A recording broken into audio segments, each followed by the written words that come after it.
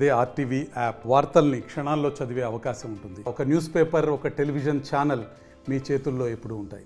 అనంతపురం నగరంలో పద్మశ్రీ కల్లూరి సుబ్బారావు పురావస్తు శాఖ మ్యూజియం అనేది ఏర్పాటు చేసినటువంటి నేపథ్యం. ఇక్కడైతే మాత్రం అద్భుతమైన కళాఖండాలు, గత చరిత్రకు సంబంధించిన అనేక అంశాలు ఇక్కడ అనేక 3 ఫ్లోర్లలో ఉన్నటువంటి నేపథ్యం. అసలు ఎక్కడ ఏం జరుగుతుంది, ఇక్కడ ఎటువంటి పురావస్తు శాఖకు సంబంధించినటువంటి అంశాలు ఉన్నాయి, విద్యార్థులు ఎంత మేరకు వస్తున్నారు, ముఖ్యంగా ఇక్కడ చరిత్ర గురించి తెలుసుకోవాల్సిన అంశాలపై మనతో మాట్లాడడానికి ఇక్కడ అధికారులు కావచ్చు, గతంలో ఇక్కడ పనిచేసినటువంటి వారు కావచ్చు మనతో ఉన్నారు. వారిని అడిగిన మరిన్ని విషయాలు తెలుసుకునే ప్రయత్నం చేద్దాం. ఏంటి అసలు మనకు ఇక్కడ ఉన్నటువంటి మ్యూజియం స్పెషాలిటీ అంటే, మీరు ఏడిగా ఇక్కడ ఉన్నటువంటి పరిస్థితి ఏం చెప్తారు ఈ మ్యూజియం? మన ఉమ్మడి అనంతపురం జిల్లాలో, ఉమ్మడి అనంతపురం జిల్లా అంటే సత్యసాయి అనంతపురం అతిపెద్ద జిల్లా అంటే అనంతపురం జిల్లా. ఇందులో హార్ట్ ఆఫ్ ద సిటీలో మనకు శ్రీ పద్మశ్రీ కల్లూరి సుబ్బారావు డిస్టిక్ ఆర్కియాలజీ మ్యూజియంగా మనము రీసెంట్గా అంటే 10వ తేదీ 3వ నెల 2024లో ప్రారంభించడం జరిగింది నూతన భవనం. ఇందులో స్పెషల్ ఏంటంటే చారిత్రాత్మకమైన, పురాతనమైన, తర్వాత మనం ఎక్స్కవేషన్ త్రవ్వకాల ద్వారా, తర్వాత అంటే సర్ఫేస్ కలెక్షన్ ద్వారా మేము అన్నీ కూడా హిస్టారికల్ ఇంపార్టెంట్ అయినాయి. 100 years అయిపోయిన 1000 years చాలా క్రీస్తు పూర్వం నుండి ఇప్పుడు వరకు కూడా మనకి బ్రిటిష్ పీరియడ్ వరకు ఇక్కడ మనం ఉన్న యాంటిక్విటీస్ అన్నీ డిస్ప్లే చేయడం జరిగింది. ఇక్కడ వచ్చే విద్యార్థులలో కూడా వాళ్ళకి అర్థమయ్యే భాషలో, అంటే వాళ్ళకి చూడగానే ఒక విగ్రహం చూస్తారు, కానీ అప్పుడు ఉన్న ఇంపార్టెంట్ ఏంటి, మనుషులు ఏ విధంగా ఉన్నారు, ఎలాంటి వస్తువులను వాడారు అనేది క్లియర్గా మేము ప్రతి డిస్ప్లేలో బ్యాక్గ్రౌండ్ ఒక చార్ట్ పెట్టేసి దాన్ని ఇంపార్టెంట్ అనేది మేము తెలియజేయడం జరిగింది. ఫస్ట్ ఫ్లోర్ మనకు మొత్తం 3 ఫ్లోర్లు ఉన్నాయి. ఆ 3 ఫ్లోర్ తీసుకున్నట్లయితే ఫస్ట్ ఫ్లోర్ మనకి విగ్రహాల గ్యాలరీ అంటే హిందూ స్కల్ప్చరల్ గ్యాలరీ అంటాము. అందులో మొత్తం హిందూ సంబంధించిన చెన్నకేశ్వర స్వామి కావచ్చు, విష్ణు, గరుడ, రామ, సీత, లక్ష్మణ, సూర్య, ప్రతి హిందూ గ్యాలరీ సంబంధించిన విగ్రహాలన్నీ డిస్ప్లే చేయడం జరిగింది. అలాగే బుద్ధ, తర్వాత జైన గ్యాలరీ. ఇదేంటంటే క్రానలాజికల్ ఆర్డర్గా డిస్ప్లే చేయడం జరిగింది. మనకి జైన గ్యాలరీ తీసుకున్నట్లయితే మన అనంతపురం జిల్లా జైన మతానికి ప్రసిద్ధి చెందింది. ఇక్కడ ఎన్నో జైన సెంటర్స్ కూడా ఉన్నాయి. ఎగ్జాంపుల్ తీసుకున్నట్లయితే కంబదూరు, కొనకొండల మోస్ట్ ఇంపార్టెంట్ మనకి కుందాచార్య జన్మస్థలంగా కూడా మనం చెప్పుకోవడం జరుగుతుంది. జంబూద్వీప చక్రం, మనకి జంబూద్వీప చక్రే భరతవర్షే అని మనం ఎన్నో వేదాల్లో అన్నిట్లలో చూస్తున్నాం. అలాంటి ఇంపార్టెంట్ ప్రదేశం మనకి అనంతపురం జిల్లాలో ఉంది. అలాంటివి కూడా మేము అక్కడ డిస్ప్లే చేయడం జరిగింది. మనకి మొత్తం 24 మంది తీర్థంకరుల చార్ట్ కూడా పెట్టి వాళ్ళ ఫస్ట్ వృషభనాథుడు అంటే ఫౌండర్ ఎవరు, 24వ తీర్థంక వాళ్ళ ఇంపార్టెన్స్ కూడా పెట్టడం జరిగింది. అందులో ఇంకా రేర్ కలెక్షన్ వచ్చేసి వర్ధమాన మహావీరుడు మామూలుగా రేర్ స్కల్ప్చర్. అది ఒకే ప్యానల్లో 24 మంది ఒకే ప్యానల్లో ఉన్నారు. అది ఇంతవరకు ఎక్కడా లేదు, ఉండొచ్చు చెప్పలేము. ఇక్కడైతే మనకి రాయదుర్గం నుంచి రీసెంట్గా మేము తీసుకురావడం జరిగింది, డిస్ప్లే చేసాము. దాన్ని చౌవిశంతి ప్యానల్ అంటాము. ఇది హరిహర టైం అంటే విజయనగర సామ్రాజ్యం టైంలో మనకి చౌవిశంతి ప్యానల్గా అది విగ్రహ ప్రతిష్ఠ చేయడం జరిగింది. అది రాయదుర్గంలో మనం అక్కడి నుంచి తీసుకురావడం జరిగింది. నెక్స్ట్ చూస్తే మనకి ప్రీ హిస్టారిక్ గ్యాలరీ. అక్కడ ఏంటంటే ప్రాచీన మానవుడు ఎలా అంటే అతని యొక్క జీవన విధానం ఎలా సాగించాడు, అతని యొక్క లైఫ్ స్టైల్ ఏంటి, ఓ బ్యాక్గ్రౌండ్ ఫోటో తీసి పాలలిథిక్, అప్పర్ పాలలిథిక్, మిడిల్ పాలలిథిక్ అనేసి ఆ జీవన విధానాన్ని ఎక్స్ప్లెయిన్ చేస్తాను. అంటే బోర్డు వాళ్ళు చూస్తే పిల్లలకి అర్థమయ్యే భాషలో, ఇంగ్లీషు, తెలుగు ఆ 2 భాషల్లో డిస్ప్లే చేయడం జరిగింది. అలాగే మెసోలిథిక్, న్యూలిథిక్, మధ్యశిలాయుగము, నూతన శిలాయుగం, ఇలా అన్నీ కూడా ఒక క్యాబినెట్స్ రూపంలో అక్కడ డిస్ప్లే చేయడం జరిగింది. తర్వాత సెకండ్ గ్యాలరీకి వెళ్తే సెకండ్ ఫ్లోర్లో కాయిన్స్ గ్యాలరీ. కాయిన్స్ అంటే వివిధ రాజవంశాల కాలంలో పంచమార్కుడు కాయిన్స్, ఫస్ట్ మౌర్యుల కాలం నుంచి మనం పంచమార్కుడు కాయిన్స్ చెప్తాము. అక్కడి నుంచి బ్రిటిష్ కాయిన్స్ వరకు మనకి అవైలబుల్ ఉన్నాయి. పిల్లలకు కూడా బాగా అర్థమయ్యే విధంగా తెలుగు, ఇంగ్లీష్ భాషలో మేము డిస్ప్లే చేయడం జరిగింది. నెక్స్ట్ మనకి న్యూలిథిక్, ఈ పాటరీ తీసుకుంటే మాకు ఎక్స్కవేషన్ 1978లో ఇక్కడ కళ్యాణ్ దుర్గంలో త్రవ్వకాలు జరిగినాయి. అక్కడ బయటపడ్డ వస్తువులను కూడా తీసుకొచ్చి మేము అక్కడ డిస్ప్లే చేయడం జరిగింది. అక్కడ పిల్లలకి చూడగానే పాటరీ అంటే ఏంటి, అసలు ఈ కుండలు అనేవి ఏ కాలం నుంచి వచ్చాయి అనేది నీట్గా ఒక బ్యాక్గ్రౌండ్ ఫోటోగ్రాఫ్ పెట్టేసి ఆ చక్రం పెట్టేసి అది ఎలా తయారు చేస్తారు అనేది కూడా మేము చూపించడం జరుగుతుంది. ఆ పాటరీ కూడా డిస్ప్లే చేయడం జరిగింది. తర్వాత మెగాలిథిక్ పీరియడ్ అంటే బృహశిలాయుగం, అక్కడ మనకి స్టోరేజ్ జార్స్ వస్తాయి. స్టోరేజ్ జార్స్ అంటే అప్పుడు సమయంలో మనం ధాన్యం నిల్వ ఉంచుకోవడానికి కానీ, తర్వాత వాటిలో ఏవైనా ఫర్ ఎగ్జాంపుల్ నిల్వ ఉంచుకునే జార్స్ అన్నమాట, అవి కూడా మేము అక్కడ పెట్టడం జరిగింది. చనిపోయిన తర్వాత కూడా కొన్ని అస్థికలను అక్కడ స్టోరేజ్ జార్స్ అలాంటివి కూడా మేము చేయడం జరిగింది. తర్వాత కొన్ని నైఫ్స్ అంటే మనకి బెలూమ్ కేవ్స్లో ఎక్స్కవేషన్లో ఒకటి బయటపడింది, అది కూడా మేము డిస్ప్లే చేసాము. సార్గోఫోగస్ అంటే వన్ ఆఫ్ ద కఫిన్ అంటే శవపేటిక, ఏనుగు షేప్లో ఉంటుంది, 4 లెగ్డ్. అదేంటంటే ఇంపార్టెంట్, చనిపోయిన తర్వాత వాళ్ళకి ఆత్మ ఉంటుందని ఒక హోల్ ఉంటుంది, ఆ హోల్ నుంచి ఆత్మ బయటికి వెళ్ళి మళ్ళీ లోపలికి వెళ్ళడం అదొక ఆచారం అనమాట. ఆ విధంగా మనకి సార్గోఫోగస్ అని ఒకటి ఉంది. తర్వాత టెర్రకోట మట్టితో చేసిన సింధు నాగరికత టైంలో కూడా అలాంటివి మనకు ఒక షోకేజ్లో ఉన్నాయి. తర్వాత స్టక్కోస్, బ్రిక్స్, ఆ కాలంలో శాతవాహనుల కాలంలో 2nd సెంచరీ BC 2000 ఇయర్స్ కూడా మనకి ఇక్కడ మ్యూజియంలో ఉన్నాయి. చూస్తే పిల్లలకు కూడా బాగా అర్థమయ్యే భాషలో తెలుగు ఇంగ్లీష్లో అవన్నీ కూడా ఇన్ఫర్మేషన్ ఇచ్చాం. మనం 3rd ఫ్లోర్కి వెళ్తే నెక్స్ట్ 3rd ఫ్లోర్లో పెయింటింగ్స్ గ్యాలరీ, తర్వాత వుడ్ కార్వింగ్స్ గ్యాలరీ.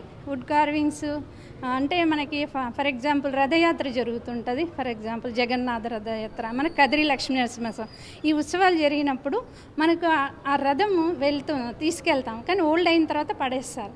ఆ రథానికి ఉన్న విగ్రహాలని అంటే చెక్కతో చేసినవి దారుశిల్పాలు అంట, వాటిని తీసుకొచ్చి మేము ప్రిజర్వ్ చేసి డిస్ప్లేలో పెట్టాం.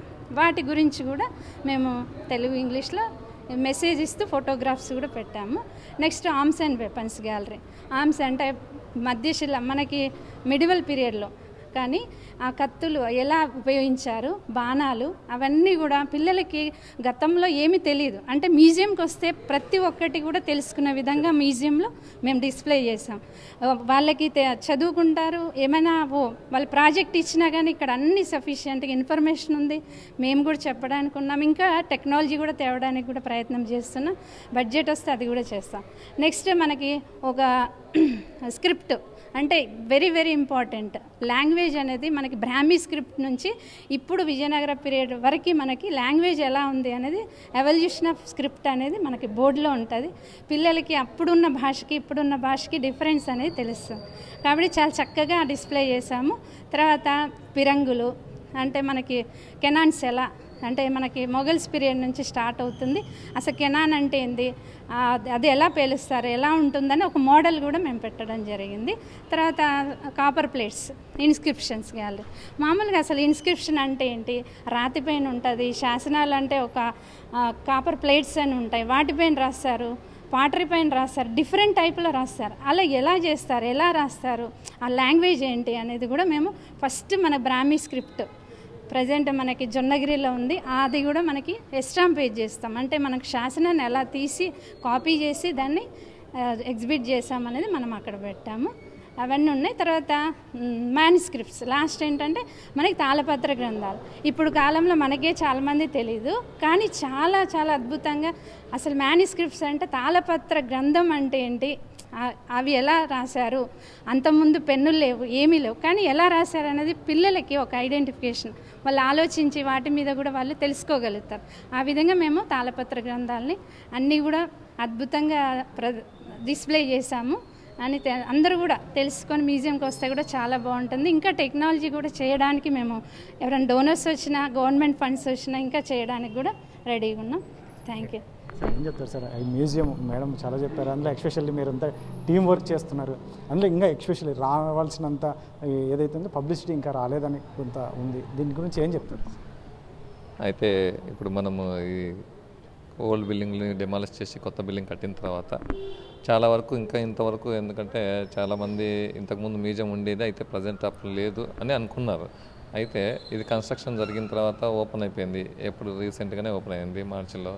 అయితే మేము మాకున్న ఎలక్ట్రానిక్ మాధ్యమాల ద్వారా కానీ లేకుంటే పత్రికా సాధనాల ద్వారా కానీ అప్పటికప్పుడు మేడం గారు ప్రెస్ నోట్లు ఇస్తూనే ఉన్నారు. మ్యూజియం ఇలా ఓపెన్ ఉంది, మ్యూజియంలో చాలా పురాతనమైన వస్తువుల కాడ నుండి బ్రిటిష్ కాలం వరకు కూడా అన్ని డిస్ప్లేలో ఉంచారు. ఈ మ్యూజియంని సందర్శించడం వల్ల చాలా చారిత్రక అవగాహన పెంచుకోవచ్చు. జిల్లా పైన కూడా చరిత్ర పైన ఇంతకుముందు వాడినటువంటి వాళ్ళు ఉపయోగించే వస్తువులపైన వాటిపైన అంతా అవగాహన పెంచుకోవచ్చు అనే రీతిన ఎప్పటికప్పుడు కూడా అప్డేట్ చేస్తుండడం జరుగుతుంది. అయితే ఇంకా ఇప్పుడు నేను అనుకోవడం ఏంటంటే ఇంకా కొన్ని ప్రోగ్రామ్స్ మన క్యాలెండర్ ఈవెంట్స్ ఉంటాయి. అంటే వరల్డ్ టూరిజం డే కానీ, వరల్డ్ మ్యూజియం డే కానీ, వరల్డ్ ఇంటర్నేషనల్ మ్యూజియంస్ డే కానీ, అలాంటి సందర్భంలో కూడా మేము స్కూళ్ళకి వెళ్ళి అవేర్నెస్ క్రియేట్ చేస్తున్నాము.